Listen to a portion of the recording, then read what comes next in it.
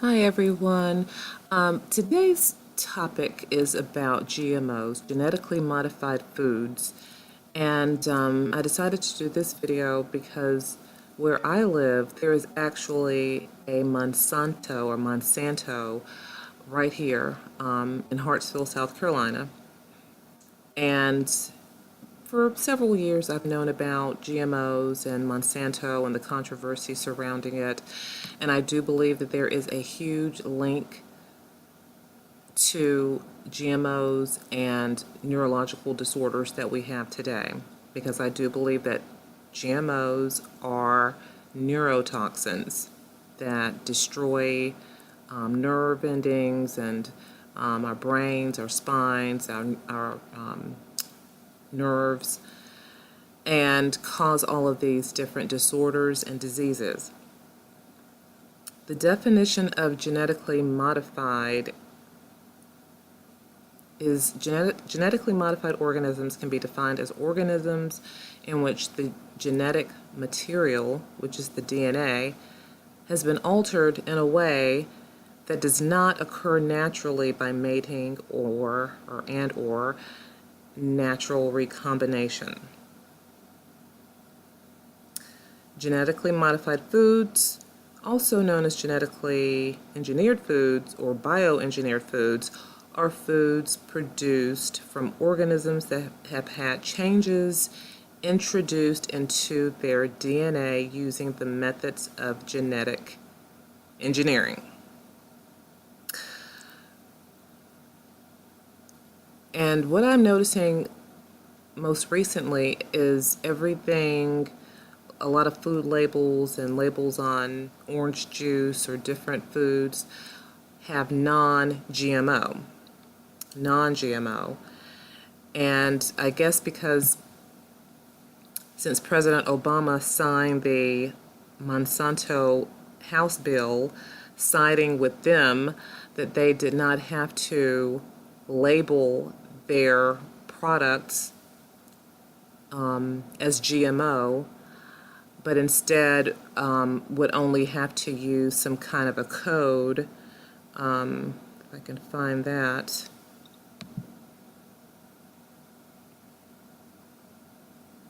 So rather than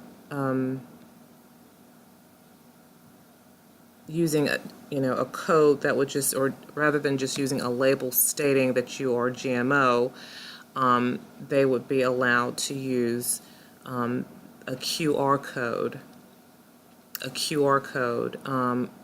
or a 1-800 number and other difficult to access technology to label food products that contain GMOs instead of clear on-package text. So I don't know if that means like the companies who decided to put non-GMO on their packaging, I don't know if they are actually truly non-GMO, or if based on the loose, basically the guidelines, the labeling guidelines that Obama signed over, causing, as they say, according to the FDA, said that the bill's narrow and ambiguous definition of bioengineering would likely mean that many foods from GE sources will not be subject to this bill, and that it may be difficult for any GMO food to qualify for labeling under the bill. So even though they may be genetically modified or engineered, because of the loose definition of what a GMO is, they could possibly still get away with saying they're non-GMO and just go without identifying which way they are, which is just leading to confusion and fear. But Monsanto, I keep saying Monsanto. Is it Monsanto, or Monsanto? But Monsanto, I'll say, is one example of corporate greed, of course. As they say, Monsanto is the evil seed of corporate greed. And it may appear that the bottom line, as so many other corporations, to their shareholders and, for their stocks and everything, that money is at the root of it, that they just want to make more profits. But it's actually more sinister than that. It's more sinister because just like chemtrails are spiritual in nature because of the fact that Satan is referred to as the prince of the power of the air. So these particulates and nanoparticles and inorganic fibers that are being shot through the air and through the skies every day, okay, they cause attacks more than just physical attacks. It's mental and spiritual as well, okay? Because it comes from the same source. This is a spiritual battle. It's a spiritual battle. And what GMOs are doing, okay, because as I mentioned, they're neurotoxins, and they came out, it's basically under the guise, because Monsanto is also the manufacturer of Roundup, which is a weed killer, which is marketed as the best way to kill weeds and to kill insects. Okay, but what it is it's an attack against nature. It's an attack against creation, because no weed and no insect can do even a percentage of harm, as much harm as these sprays, okay? And the fact that the GMO is a different kind of a seed that once you use it one time, you can't use it anymore. It's done with, okay? As well as altering the look and the makeup, the genetic makeup of the plant, or the plant or the flower or the vegetable or the fruit, whatever is being grown. It is at the molecular genetic level. It is altering it, okay? But as I said, it's more sinister than just, money. And it's definitely not just trying to help farmers and help people with their crops by stopping a few insects from getting on your fruit. Okay, this is when I go back to Genesis 1. I have to go back to the beginning as always, but okay. When you get down to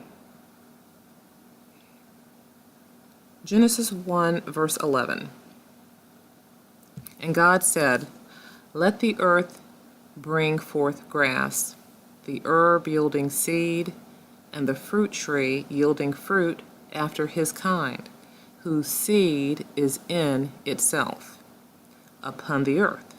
And it was so. Okay, whose seed is in itself upon the earth, and it was so. And the earth brought forth grass, and herb yielding seed after his kind, and the tree yielding fruit, whose seed was in itself, after his kind. And God saw that it was good. Okay? The perfect order that God created in the beginning is being tampered with. Okay, it goes back to Satan wanting to try and recreate something through destroying creation. So that's a whole double-minded thing right there. I mean, his creation is destruction. His creation is destruction.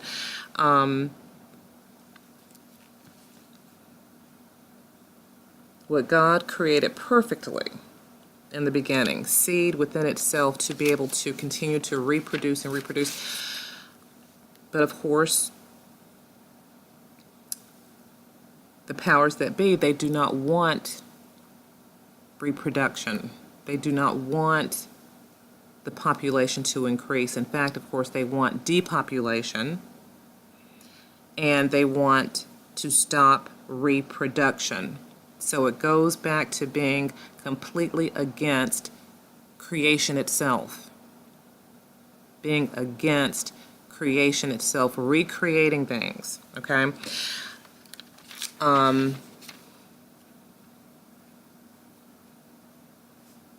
Once again, they want to try to undermine God's perfect creation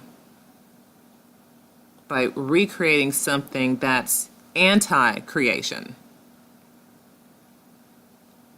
Anti-creation. They're creating anti-creation. And when you think about just how that affects everything else, okay, of course we know evolution. Within evolution, most people who consider themselves to be atheists or even agnostics, one of the things that they do is debase themselves. It's basically self-abasement. They want to make it out to seem, or they want it to seem as though, you know, life is fleeting, that, you know, we're just a speck, came from monkeys, robots are smarter, that we don't matter, okay? And so basically they have to embrace sort of a death culture, live for death. Because it's all about destruction. It's all about moving on to something else. And they also embrace mutations. They love mutations. They love bacteria. They love things like that, you know, anything that can, any bacteria that can be like a mutation changing some form. They're like, you see, that's evolution, that's evolution. Even though that bacteria may be something that's killing people, they're just like, oh, well, that's just the way it goes, that's the way the cookie crumbles. It just, the psyche and the mental state, and then, of course, the spiritual state of that person, you have to actually believe yourself to be something that is meant to be destroyed. And that creation is not important. That is not important. But anyways, before I get off the topic too much, okay, so basically GMOs, there are a lot of crops out here, especially corn and soybean. Those are the two. And, okay, so most of you may have heard about the merger that Bayer and Monsanto have agreed to get this, a $66 billion merger.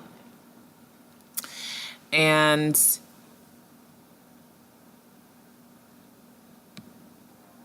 where is the other?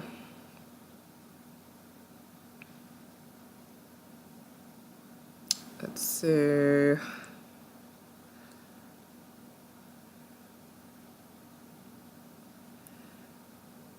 Okay, here it is.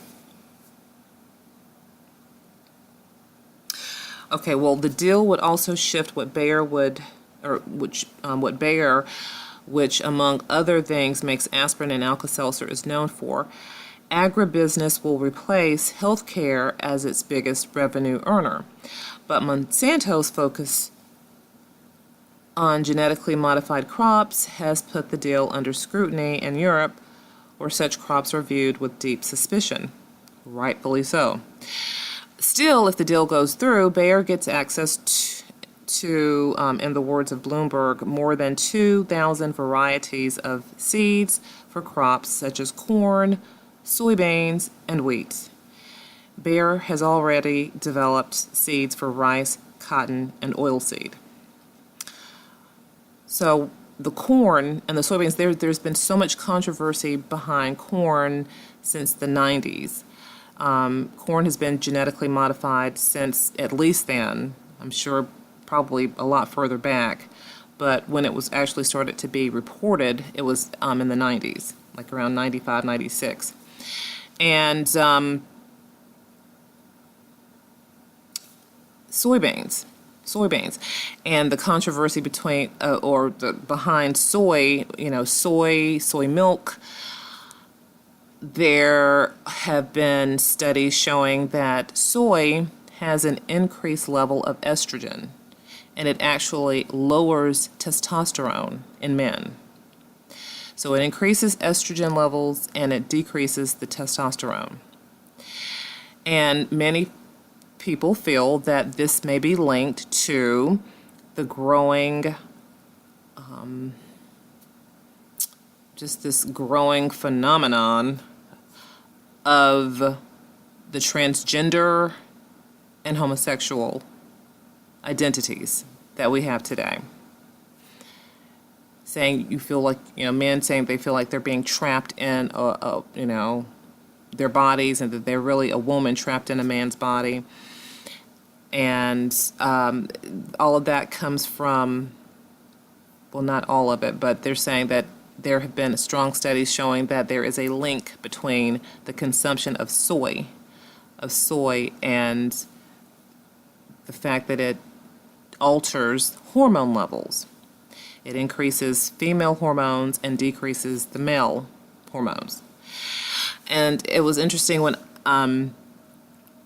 they were saying soy, it made me think of the movie Soylent Green, and then I pull that up. It's been many, many, many years since I've seen that, but Charlton Heston was in the movie. And it says here, and it's actually based on a science fiction novel, Make Room, which of course has to deal with depopulation because of the so-called overpopulation or overcrowding. But this is, I'm not going to give too much away as a spoiler alert because I do want to read the book and rewatch the movie. But this is just the summary of what the movie is about. In a densely overpopulated, starving New York City of the future, NYPD detective Robert Thorne investigates the murder of an executive at rations manufacturer Soylent Corporation. With the help of elderly academic Solomon Roth, Thorne begins to make real progress until the governor mysteriously pulls the plug. Obsessed with the mystery, Thorne steps out from behind the badge and launches his own investigation into the murder. But of course, quote-unquote science fiction, it's more reality and science than it is fiction, for sure. But they always give you the truth in these movies to try to sway it as something that's not happening, that's just make-believe. But in reality, it is something that is plotted, it's being planned. And, but GMO, that represents artificial intelligence. It goes back to what I was saying before about feeling like, okay, I'm so against the Most High God that I'm going to just pretend like I don't even matter because He made me in His image. And so the way that you try to undermine God is to say, well, if I'm made in your image and I don't want to acknowledge you, I'm just going to, diminish my importance by just saying that everything else that I create, like if it's a robot or computers, that's better than the human brain. That's better than being a person, being this humanoid, or this transhumanism agenda that's being pushed today. So that is all a part of it as well. So yeah, the sinister side of it is just basically, once again, going back to the fact that creation itself is being attacked. Creation itself is being attacked because Satan wants to kill, steal, and destroy all of creation. So the GMO, that's just one other facet of this, the lie is just so big, and the agenda is so big, because from the beginning there have been people put in place in these high, powerful places and positions in order to take control of the food supply. And that's what this is. It's them saying, well, we're not going to allow you to have the seed that God perfectly made, where the seed is in itself, because our seed doesn't have anything inside of it. It's bare. You use the seed once and then it's done. And it goes back to homosexuality. And, this is not a bashing video, but this is just the truth. And, of course, we know that 2 men cannot procreate and 2 women cannot procreate. So, therefore, that agenda is being pushed for the same reason that this artificial seed is being pushed, because they want to stop creation. They want to stop the population. They want to kill, steal, and destroy.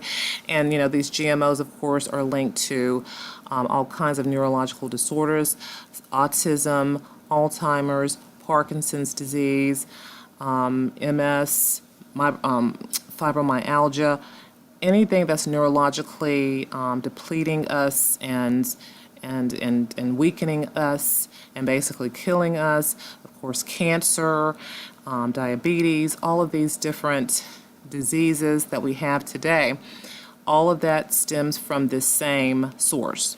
And it's all for the same purpose, okay? So, diminishing our value, and then taking away creation, okay? And they actually had what were they saying about Monsanto? This was like a recent one, just this month, actually. It says, together we feed the world and protect the planet. Farmers are facing many complex challenges every day that impact their ability to help feed families around the world. Moving agriculture forward means working closely with nature both today and decades into the future. I saw something about, of course, the bumblebees. It's like, where are the bees? Where are the bees to pollinate? To be in the process of pollinating the flowers and the plants and everything that's needed and necessary for, the growth and everything. But it's like Monsanto funds Bee Nutrition Challenge. It's like, I doubt it very seriously, since your pesticides and insecticides are killing them. And speaking of that, they said because corn is resistant to things like Roundup, and that it actually has within itself its own insecticide. So anything that can kill and destroy the neurological function of an insect, trust me, of course, it is going to, well, not trust me, but trust the facts and the evidence, that it's going to also attack and destroy our own immune system, neurological system, every system that we have in our bodies, okay? So, like I said, we have a Monsanto right here. The other day I had my son, we took a picture of the sign and everything, and it's just sad because so many people protested, they signed the, you know, petition. They signed the petition, saying that they did not want the bill to be signed by Obama, about Monsanto refusing to release and to just reveal and just be just straight out honest with the public about their GMO products, and to have clear labeling on their packaging, and yet he sided with them. He sided with them. So we just have to do more homework and just try to do the best we can. But in all things, I continue to say that, we can continue to unpeel and unveil all of these mysteries and uncover lies, but it all still, it's going to go back to who is your Lord and your Savior. Because you see, these are times when we have to be able to pray. God tells us we have to watch and pray. Pray without ceasing, because times are getting darker and darker every day. And truth about the way things work, the way the enemy is organizing this whole thing, knowing that is great, but you have to have a Savior. You have to have a Savior for protection, for divine supernatural protection, for healing, for strength, for power, because you see, God has given us, He has not given us the spirit of fear, but that's what the enemy wants us to be feeling all the time: fear, enraged, and just confused, all of those bad negative feelings. But the Spirit of God, He gives us the power of love, power, sound mind. Love, power, and a sound mind. That's what He gives us. Those are the spirit of love and power and a sound mind, to be able to think clearly, rationally, and to be wise. To be wise, to use wisdom and have understanding. Those are the things, that's what's important, because He will supernaturally protect us. So that is why, I am just urging everyone to just really examine their lives and to know about all these things that are happening in the world, because yes, people perish for lack of knowledge, but the reason they really perish is because they attempt to make it on their own, to come their own, by their own strength and their own might. They try to do things. But we have to completely lean and depend on Jesus. He will strengthen us, and He will allow us to go boldly and to reveal and to uncover these things. But you have to have Him in your corner, as your protector, as your sustainer, provider, all the things that you need. So that is my prayer for you today. But yeah, I just wanted to revisit that, because Monsanto is right here. Like I said, I'm right here in Hartsville, South Carolina, and we have one here, and I had been meaning to do a video about this for a while, so I'm glad that I finally got to it. But so the merger between Bayer and Monsanto is supposed to take place this month. They said the latter part of this month, so if it's already happened, I'm not sure, but it should be happening any day. And it's going to be something to look at, since Bayer is a part of the food, drug, and health industry, merging with a company that has, pesticides and insecticides and poisons and neurotoxins. They're merging together. So we just have to keep our eyes peeled and looking out and looking as to what they are up to, and try to stay informed, okay? Well, that will do it for me in this video, and as always, I ask that you like, subscribe, and share. Give me your feedback and tell me what your thoughts are, okay? Until the next time, you take care. Bye-bye.